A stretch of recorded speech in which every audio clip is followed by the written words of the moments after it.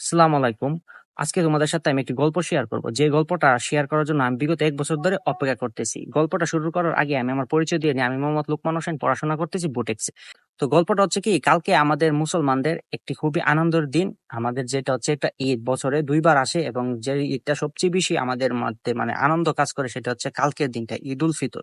তো এই ঈদকে উপেক্ষা করে আমরা অনেক আনন্দ, অনেক আগ থেকে প্রস্তুতি নিই।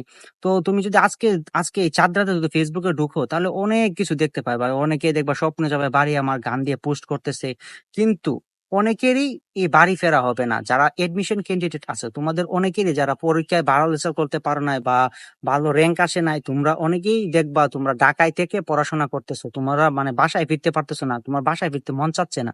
তোমার মানে একটা যে কাজ করবে বাসায়, যে তুমি ফিরবা ওইটা তোমার কাজ করতেছে না। এরকমটা আমার একটা টাইমে হয়েছিল, মানে বিগত বছরে আমার হয়েছিল। আমি তোমার ভালো ভালো র্যাঙ্ক আসতেছিল না, যার কারণে আমি চিন্তা করলাম যে আমি বাসায় যাব না, বাসায় না গিয়ে আমি ঢাকায় থেকে পড়াশোনাটা করবো। এই যদি বাসায় না যাওয়ার মূল কারণটা ছিল যে আমার পড়ার ফ্লো নষ্ট হয়ে যাবে, কারণ আমি আমার ৩ দিন নষ্ট হবে। ফার্স্ট আমি যেদিন বাসায় আসবো ঢাকা থেকে, তারপরে আবার ঈদের দিন, আর ঈদের পরের দিন বাসায় আবার ধরো বাসায় থেকে বেক করে আবার ঢাকায় চলে যাচ্ছি।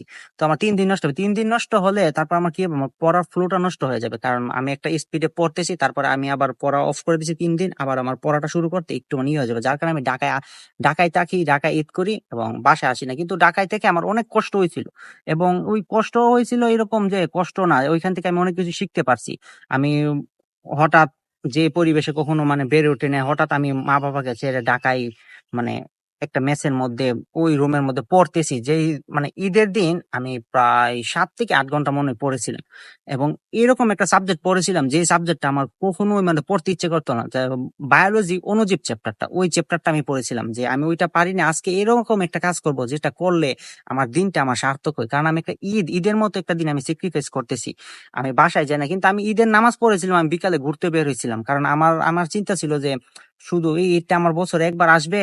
হয়তো আমি বাসায় যেতে পারতেছি না কিছু কারণে, যে আমি বাসায় গেলে পড়ার ফ্লোটা নষ্ট হয়ে যাবে, আমার আসা যাওয়া মানে অনেক ভোগান্তি পোহাইতে হইব, যার কারণে আমি বাসায় যাইনি। এবং আমি কিন্তু আনন্দ করছিলাম। আমি তোমার ৯টা থেকে পড়া শুরু করছি, ৫টা পর্যন্ত পড়ছি, তারপরে আবার ৬টার মতো, ৫টা না মনে হয় তোমার আসরের আজান পর্যন্ত পড়াশোনা করছি, করে তারপরে আবার কিছুক্ষণ বাইরে ঘোরাঘুরি করে আসছি, এসে তারপর আবার সন্ধ্যার পরে পড়তে বসছি। মাঝখান থেকে আমি আনন্দ করছি, কিন্তু ওই যে বাসায় এসে মা বাবার সঙ্গে আনন্দ করার এইটা ফিল করতে পারি নাই। কিন্তু এইটার কারণে কি হয়েছে যে কোরআনে একটা আয়াত আছে যে নিশ্চয়ই কষ্টের পরে আসছে স্বস্তি। এটা আমি বাংলা অনুবাদটা বললাম। এইটা বললাম কেন, কারণ এই যে আমি যে ১ বছর কষ্ট করেছিলাম, মানে একটা ঈদ, আমি রমজান মাসে কষ্ট করছি। রমজান মাসে আমি যেই বোনে যে ছেলে পড়াশোনা করে না, ওই ছেলে পড়াশোনা করছে। মানে আমি পড়াশোনা প্রায় ধরো ৭ থেকে ১০ ঘন্টা এই গ্যাপের মধ্যে আমি সবসময় পড়ার চেষ্টা করছি। পড়াশোনা করছি, পড়াশোনা করে তারপরে আমি আবার ঈদের সময় বাসায় আসি না, পড়াশোনা করছি। ঈদের পরে একদম সব পরীক্ষা শেষে তারপরে রেজাল্ট নিয়ে বাসায় আসছি, কারণ এই ডেডিকেশন নিয়ে আমি পড়াশোনা করছি, এই একটা স্যাক্রিফাইস করছি। ওই স্যাক্রিফাইস করার কারণে আমার কি হয়েছে, আমি ধরো এই যে এখন আমি বুটেক্সে পড়াশোনা করতেছি, বুটেক্সে পড়াশোনার কারণে আমার কি হয়েছে, বললাম না যে নিশ্চয়ই কষ্টের পরে আছে স্বস্তি। এই যে কষ্ট করছি, তারপর আমার স্বস্তিটা কিরকম, যে আমি তোমার রমজানের ১০ দিন আগ থেকে বন্ধ, তারপর রমজান পুরাটা বন্ধ, আবার রমজানের পরে এর ১০ থেকে ১২ দিন বন্ধ থাকবো, ধরো এখানে ৫০ দিন আমি বন্ধ পাচ্ছি।